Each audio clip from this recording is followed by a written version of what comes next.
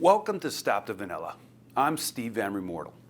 Today, I'm going to give you a very succinct explanation of the DISC behavioral science. It's likely that you recently took the DISC assessment for an upcoming strategy session, talent session, leadership development session, or team development session. And I want to provide you the explanation of the science in advance so that when you come to the session or the coaching session with one of our advisors, that we can really focus on the application of the science versus explaining the science to you. So let's dive in. So this is what we call the talent tracker. And we have likely created one of these for you and you've received it. And basically what we're going to do is train you on how to read the graphs. And this is your talent tracker. And this is what you share with your teammates and those close to you to help share your behavioral style. So this is the science we're going to go over today. This is the DISC science, what we call your behavioral style. It's how you lead. It's how you work. It's how you sell. This is what we call your driving forces science. This is why you lead and why you sell. What are your motivators? And this is the soft skills science. This is the way you lead, the way you get things done with and through other people. What skills do you have as a leader and how can we develop those, help you develop those soft skills? These are the strengths and the value that you bring to your team, and obviously through the process we'll fill this out. These are the do's and don'ts of communication of your style, so when somebody wants to effectively communicate with you. And then these are your areas of development. So anytime you want to work on a business relationship, you're going to go to a meeting with an individual, you can look at their talent tracker and really prepare in advance to have an effective meeting, an effective interaction, effective communication. And today we're really going to focus on the DISC behavioral science. And then the last science that I don't want to say the last sciences, we use 6 behavioral sciences here at Stop the Vanilla, but we use 4 of the most common sciences. The 4th science that we use is emotional intelligence. So I just wanted to give you an overview of the sciences and the context, but today we're going to talk about what I call the foundational science, which is the DISC behavioral science. Now, one of the things that we're going to likely try to accomplish as we go through the process is really to help you achieve what you want in your business, your career, and your life by helping you have the right plan with the right talent. And we help organizations do that in their business with the Stop Selling Vanilla Ice Cream process, and we help leaders do that in their career and their life with the Stop Living Vanilla Ice Cream process. And our intent is to give you several methods of implementation, do it yourself, and then we'll help through training, coaching, speaking workshops, whatever way that we can help you achieve what you want in your business, career, and life. So let's dive into the DISC behavioral science, which we call your natural behavioral style. And again, it's how you lead, how you work, how you sell. So this is the talent tracker with the DISC graph on it, and I'd like to introduce you to my behavioral style. Your behavioral style is developed early in your life, in your adolescent years, 10, 11, 12 years old. Over 50% of it's genetic, but the rest of it is based on what it was like when you were growing up. You know, were you the firstborn? Were you the lastborn? Did you have 3 brothers or 3 sisters? All those things. Were your parents home? Was your mom home? Was your dad home? All those things really develop your natural behavioral style at a very early age. And so the sooner you understand your style, the sooner you can leverage it to your advantage. And again, this is the talent tracker with the DISC on it because that's what we're covering today. So just a real quick history of DISC. It really came to fruition back in 1921. And so the DISC behavioral science is coming up on 100 years in existence. And the only reason I wanted to point that out is that the tools that we use, the tools that we're going to use to help your organization develop their strategy or to help you put a leadership development plan in place are very reliable, very accurate, and very valid. And some of the most accurate and reliable tools in the industry. And so it's been around a long time, and the point in telling you that is it continues to get better and better and better. And so DISC has been approaching almost 100 years being out. So as you look at your talent tracker or your DISC graphs, and I would recommend you have that in front of you for this video, On the right side, you have what's called graph 2, and this is your natural behavioral style. This is the style that's developed early in your life. And it's unlikely to change in your lifestyle. It's what we call the real you. And it's the least changeable graph on this talent tracker. I always tell people that your graph shape is always likely to stay the same. You may have, your numbers may move plus or minus 5 or 10 through your lifetime. Unless you go through a significant life event, that can change your style. But again, it's very rare that your natural style is going to change. And then the left graph is what we call your adaptive style. And it's your style at work. And it's really how do you adapt your style at work to best perform? A lot of adaptation is very subconscious. People don't say, hey, I'm going to be less outgoing at work so I get my work done. It's just subconsciously what they do. And we'll talk more about the adaptive style a little bit later. So let's dive into this. So why is knowing your DISC important? Number one, it really creates transparency. I mean, when we are interviewing candidates for a client, the first thing we look for is transparency. Do they understand themselves and are they open about it? People that are transparent are easier to work with, easier to communicate with, easier to coach, and typically have a higher level of performance. Then it really helps us how others are wired. And one of the key things about how others are wired is the DISC graph for a person tells you exactly how they want to be communicated to. Effective communication isn't how you want to communicate, it's how the person wants to be communicated to. So that's a really important reason to know your DISC and to know the DISC of the people that you work with and spend the most time with. It helps us identify your strengths and your blind spots, your growth opportunities. It really helps us understand what types of positions are the best fit. We call it being home. Home is when your natural behavioral style, the strengths of your natural style, fit the position that you're in. Now, one thing I want to point out here is that any style can fill any position. But what position is your style most comfortable in? That's really the key point here, is being comfortable in your position. And then knowing your DISC dramatically increases your productivity, your job, and life satisfaction. I discovered my DISC style at the age of 35, and I wish I learned it when I was 15. Like, we recommend the time for every person to understand their DISC is a sophomore in high school. And just think about the power of knowing that at that age. So these are the reasons that knowing your DISC style is important. Now, as you go through your development as a leader, as a person, we first want you to understand your style, and that's going to be a big outcome of today's video, is really understanding it.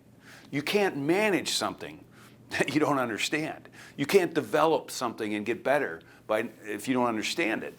And then once you understand it, the next step is owning it. And this can be a challenging step for a lot of people. It took me about 2 years to really own my style, because there are things in my style that I do not like. Every style has things in their style that you're not going to like. And it's really about owning it and saying, yeah, I have some incredible strengths in my style, but you know what? I got some blind spots as well. And when those blind spots get the best of me, how do I own it? How do I overcome that? Do I need to apologize? Do I need to, do it different next time? That type of thing. So this is a critical step. There are people that will never own their style. And then once you own your style, it really comes down to leveraging it. And we talk about wealth is about having as many options in your life. I have the option to go up north to my cabin. I have the option to go travel the world. How many options can you create? And this is really about leveraging your behavioral style to create more options in your life. The options that give you wealth.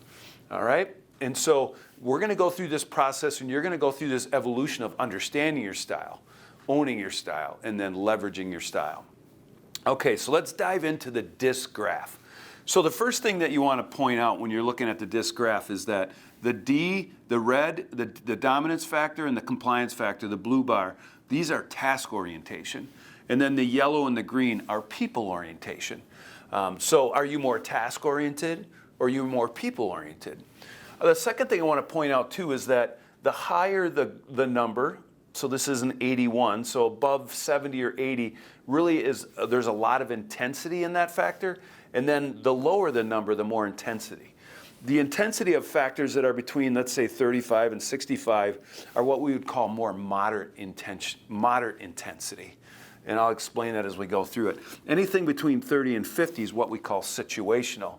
So this person can turn on their dominance depending on the situation. And really that's where self-awareness comes in. If you have a situational factor, it's really understanding in the moment or the situation that you either have to turn your dominance on or you're going to, knowingly leave it off, if you will. All right, so let's keep diving in. So the way I explain the science is I start off at a high level and then we get more detailed as we go through it. So first of all, the dominance factor, your red bar, is really how you deal with problems and conflict. The yellow bar, the influencing factor, is how you deal with people and contacts. The S, the green bar, is how you deal with pace and consistency. And then the blue bar, the compliance factor, is really how you deal with procedures and details. So problems, people, pace, and procedures. Highest level description or explanation of DISC. Now let's dive into each factor.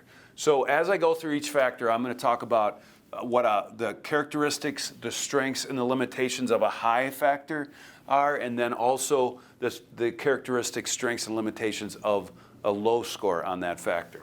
So let's start with a high dominance, a high red bar. And when we're talking high, we're above 70, 65 to 70, we consider to be higher. So the high Ds are really the gas pedal of the organization. They got the foot down. They're the ones that push. They're the ones that are trying to get a lot done. Very decisive, they like to direct, they're ambitious. One of the things you'll notice about a high dominance factor is they have a very short attention span. Their mind never stops moving. I have a high dominance, and if I wake up in the middle of the night and my brain turns on, I cannot get back to sleep. I mean, it's a very active mind. It's constantly moving, which kicks out a lot of good ideas, but my attention span, my ability to listen effectively is impacted by that. In behavioral science, there's strengths and weaknesses with everything in behavioral science, and so it's just understanding that. They're very independent and confident, and they love to take on challenges. That's the high dominance factor. The low D, the low dominance factor, very laid back, very cautious, agreeable, peaceful, very easy to get along with, and maybe they take more of a conservative approach. Patience is a gift of a low dominant factor. All right, let's talk about the strengths of the dominance factor. So high Ds, they want to win. I mean, it's really good to have every factor on your team, and what a D brings to your team is this resiliency to win. They're problem solvers. They want to solve problems, sometimes even if it's not their problem. Very results-oriented. One of the big strengths that Ds bring to the team is the ability to be comfortable with having the tough conversations, holding somebody accountable, addressing an underperforming situation. This is the value that the D brings to the team. So if you're in a team meeting and you're having a discussion and you're not getting to accountability, the D will help you get there. And in a sales position or in a sales environment, Ds are typically able to ask for the business. They're able to close the sale. They're able to open doors that others can't. We call that the sales hunter versus the sales farmer. All right, the strengths of the low D, very calculated decisions. They're very level. They rarely lose their temper. Great team member, easy to get along with, very calm. So a high D and a low D both have strengths. Now let's talk about the limitations or the blind spots of the D factor. So on the high D side, they may lack tact, they may over-delegate, they have a tendency to overstep authority, they may dominate meetings. One of the things that high Ds do is they walk into a room and fail to recognize that everybody has different styles, so why doesn't everybody want to get to work right away? And one of the Achilles heel of a high dominance is a shorter wick on their temper, and that's on their temper, and that's really where emotional intelligence comes in. If you have a high dominance factor, having higher emotional intelligence is critical. What are the limitations of a low dominance factor? They may take longer to make decisions. They struggle to have the tough conversations.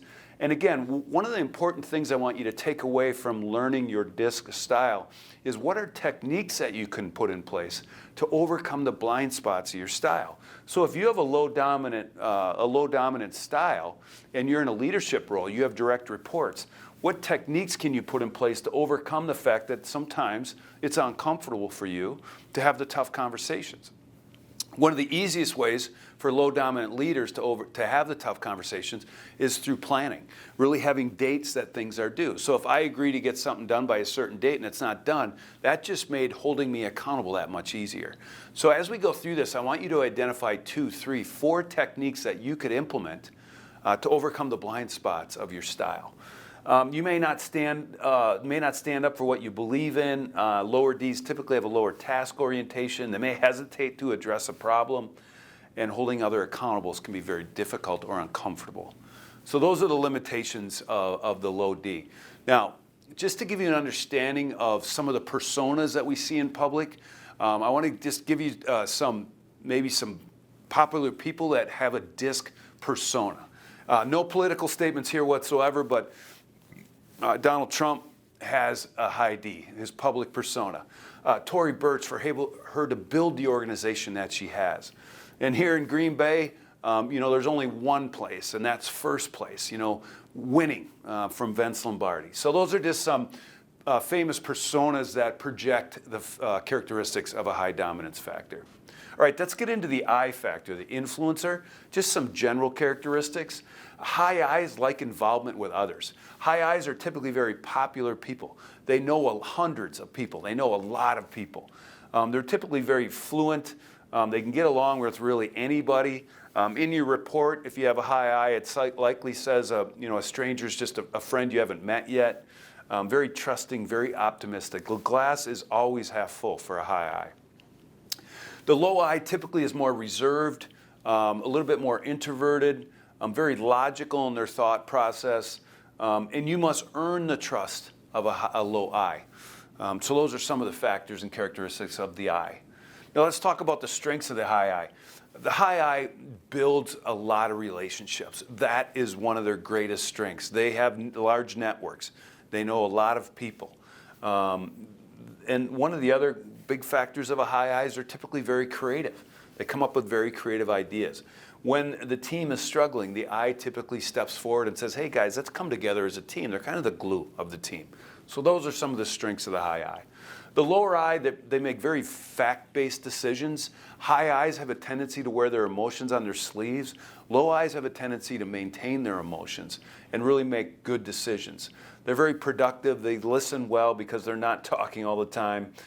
Very task-oriented and can play the devil's advocate role, which can bring value to a team. So these are the strengths of the I factor. Let's talk about the limitations of the I factor. High Is can talk too much. They can ramble. They can carry on. They have a tendency to ignore the details. One of the big strengths of most high Is is time management. They get in the morning, they get a cup of coffee, they visit a few people, right, building that network, go back and get another cup of coffee, and it's 9 o'clock. That's just the high I. They value relationships. They want to build relationships. They may struggle to get tasks done, and because they're talking, sometimes they're really not good listeners. What are some of the limitations of the low I? They may sit in a meeting and think it, but not say it, especially if there's other styles dominating the meeting. They exhibit low levels of trust. They're typically very pessimistic and kind of really slow the team down, bring the team down. And sometimes they need to be invited into the conversation. So if you have a low I on your team, it's a good technique to say, hey, what are you thinking on what we're talking about right here? So these are the limitations of the I. So let's talk about some public personas that reflect a high I. Will Ferrell, for him to get up on stage and in the movies and do the things he does, he's just so funny. He clearly exhibits the characteristics of a higher I. All right, let's talk about the steadiness factor, the S factor. The high S, this in fact is the number one characteristic in our population. About 38% of the population are high S's, just to give you a ballpark estimate on that. And if you remember, the high D has very opposite factors of the high S. And so that's where the value comes from the team. There isn't one style more important than the other, but they offset each other. We need each other, is really how we put it. And so the high D is the brake, the high D is the gas pedal, if you remember from earlier. The S is the brake. And so that's how they bring balance to each other. High S's are very relaxed. They like working with people they know. It's not comfortable for them to work with people they don't know if they have a lower I. High S's typically have a couple very close friends, and they build deep relationships versus many relationships. They listen well, they're reliable, steady, and they're very servant-oriented in their approach. The low S, very fast-paced, always on the move, very intense, pressure-oriented, flexible.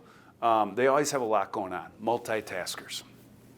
All right, so let's talk about some of the strengths of the high S. Very team-oriented, family-oriented. Oftentimes, high S's will put the team first.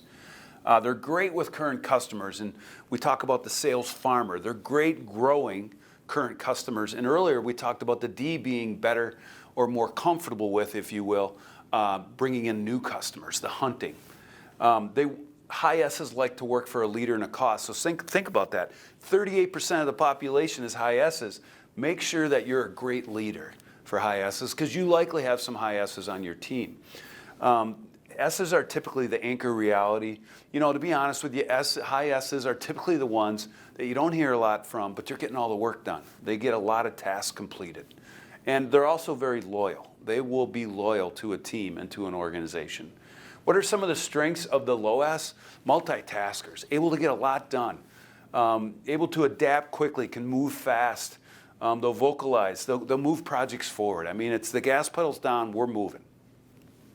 All right, so what are some of the limitations of high S's? High S's, one of their Achilles heel is that they have a tendency to internalize comments, take criticism of their work personally, and then they put all that in what we call the backpack or the pass pack. So high S's can build a very heavy pack, and if you have a high S, you want to figure out how you overcome or how you unpack any issues. I recognize that high S's probably don't want to solve the issue in the moment when it happens, but within a day or two, you need to come back to the individual and unpack that, because high S's, if they get a big backpack, that can really cause a lot of stress and a lot of burnout. And so one of the techniques is really how can you unpack issues with your teammates or those close to you. S's will sometimes struggle to delegate. They'll think it but not say it. And when change is going on, S's like a lot of communication, because change they like to come slowly. Low S's, and I have a very low S, usually are poor listeners because they're moving so fast. And so one of the techniques that I use when I'm in a conversation with somebody is I listen with my eyes.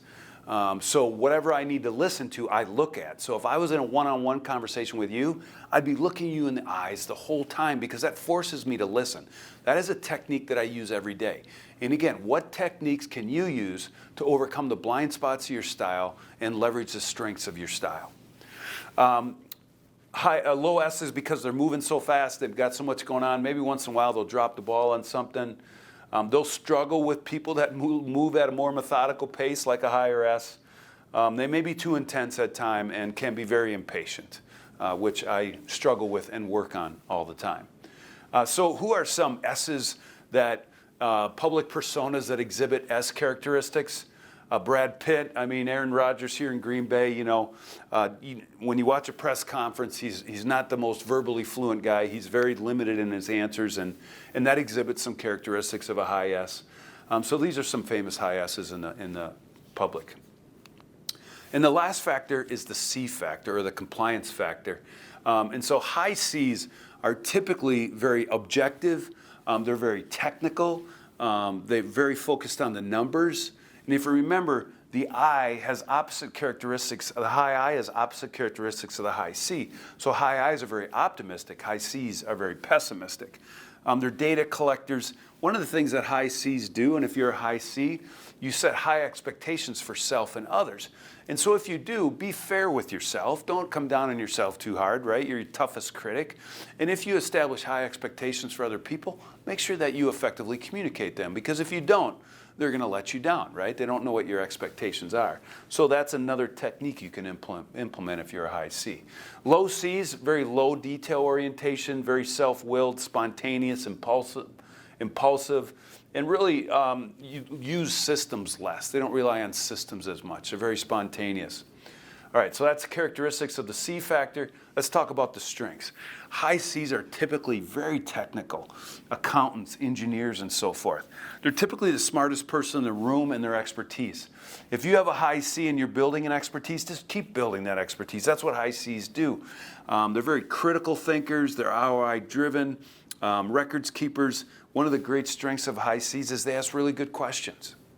What are the strengths of low Cs? They're keeping things moving. They're very intuitive. They use kind of their gut to make decisions.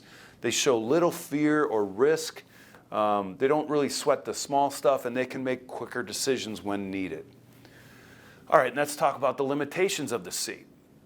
High Cs can get very critical because they can bog down in the details and really can just buzzkill a team. They can really take a team that's humming and all of a sudden they'll make one comment and it's like, what? They can sometimes hesitate to act because they want more information. They struggle to delegate. They can be very harsh on themselves and others. And if they believe what they believe, they can really dig in their heels and be stubborn. Limitations of the low C may miss some details, be inconsistent in how they measure. They may procrastinate until it's due. They may use gut decisions and make some uninformed decisions. And so those are some of the limitations of the high C, or the low C. Some people that exhibit characteristics of a low C or a high C in the public persona. I mean, what makes him one of the best NFL coaches ever is his game plan. He is very technical in how he puts a game plan together.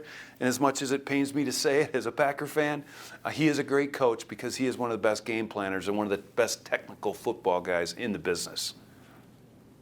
All right, so let's talk about the emotions that come with each of the factors. So the emotion that comes with the dominance factor is anger. So if you have a high dominance factor, you likely have a shorter wick on your temper, and that's where emotional intelligence comes in. And if you have a low dominance factor, you likely have a longer wick on your temper, and you don't get angry as often or rarely. But when you do, everybody seems to know about it. The emotion that goes with the I is trust. So high I's give their trust away and then may pull back based on things that they learn. Low I's have to have their trust earned over time. So the easiest factor for you to pick up on when you walk into the room with someone is the eye. So do they come greet you? Do they look you in the eye? Do they want to give you a hug, shake your hand, whatever? Are they really outbound when they see you?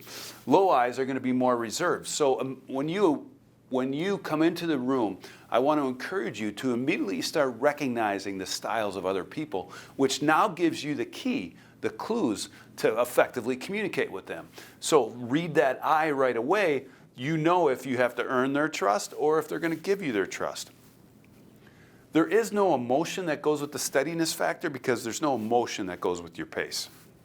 And then the last emotion is fear and risk, goes with the higher C. So if you have a high C, you're very risk adverse, very fearful of maybe making big decisions without all the information. Low Cs have low fear, low risk, and may make decisions quicker, or maybe make them too quick, if you will.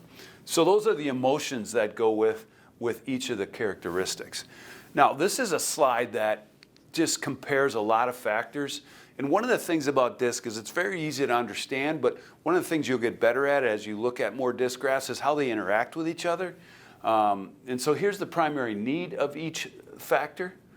The emotion we've already talked about. D's like taking on problems and challenges. I's like dealing with people.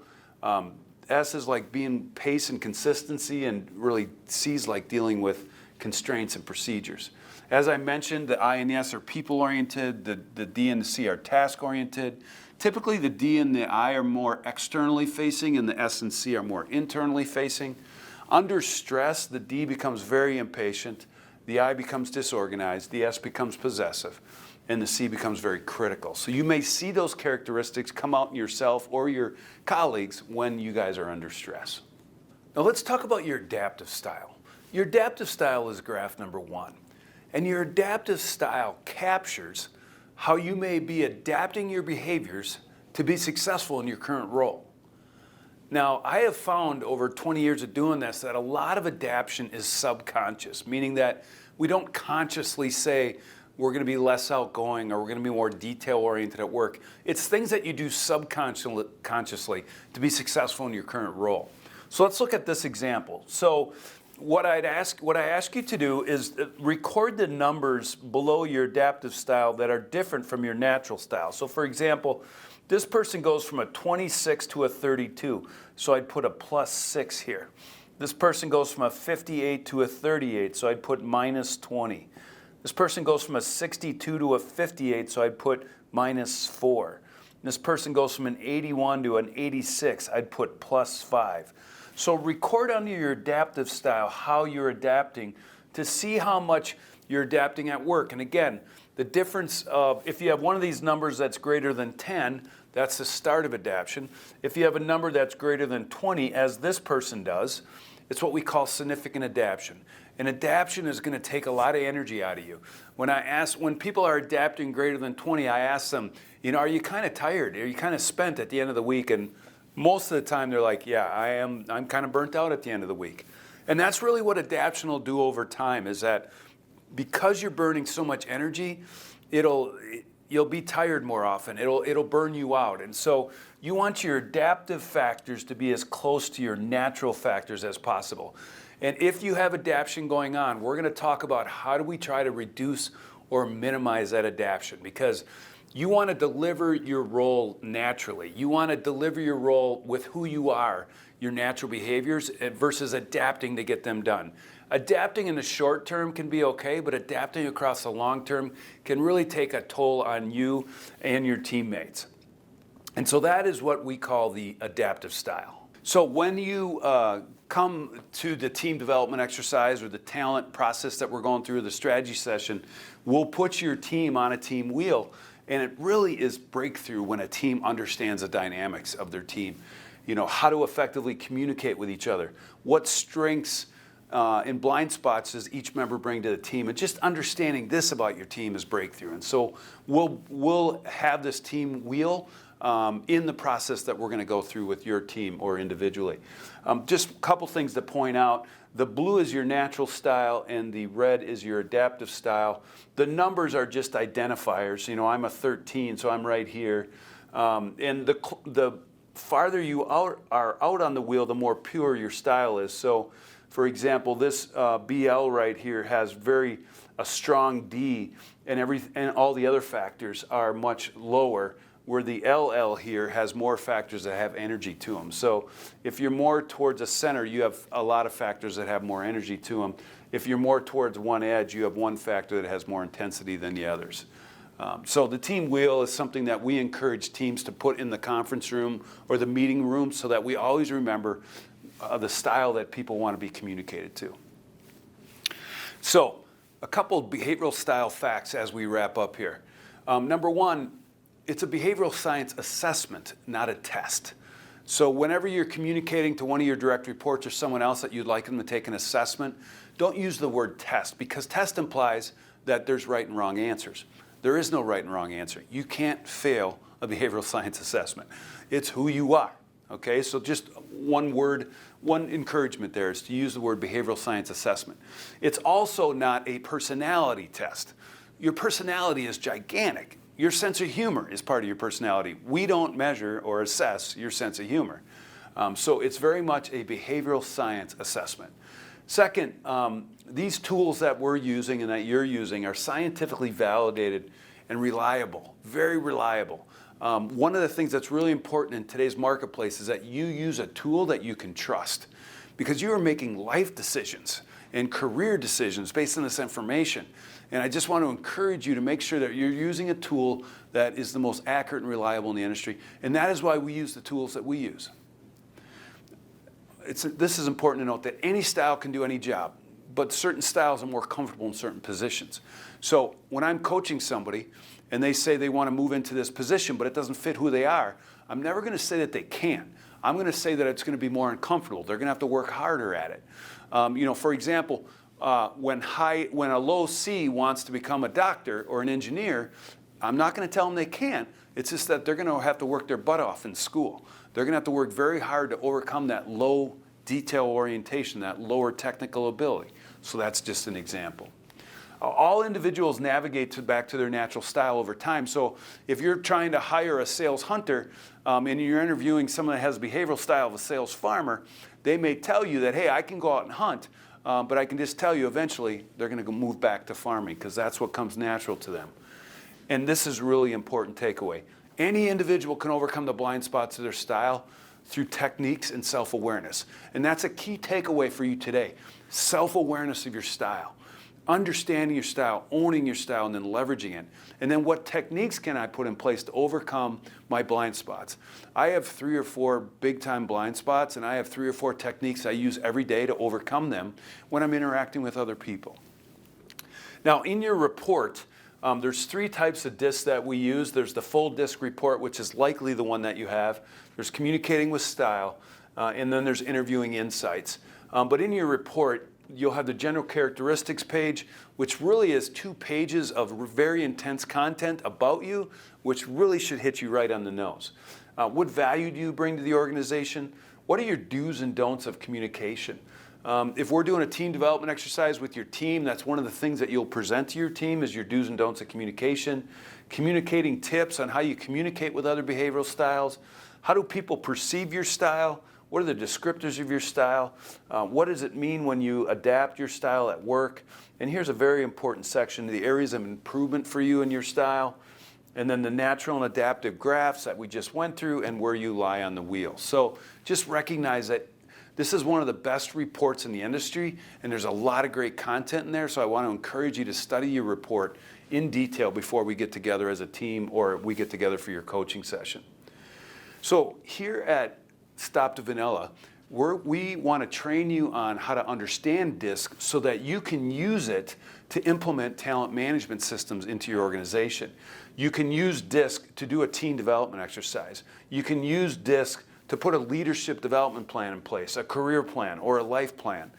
You can use it to make sure you make the right hire the first time. You can use it to have a company-wide talent plan and for succession planning. So understanding DISC gives you the ability to use all of these processes.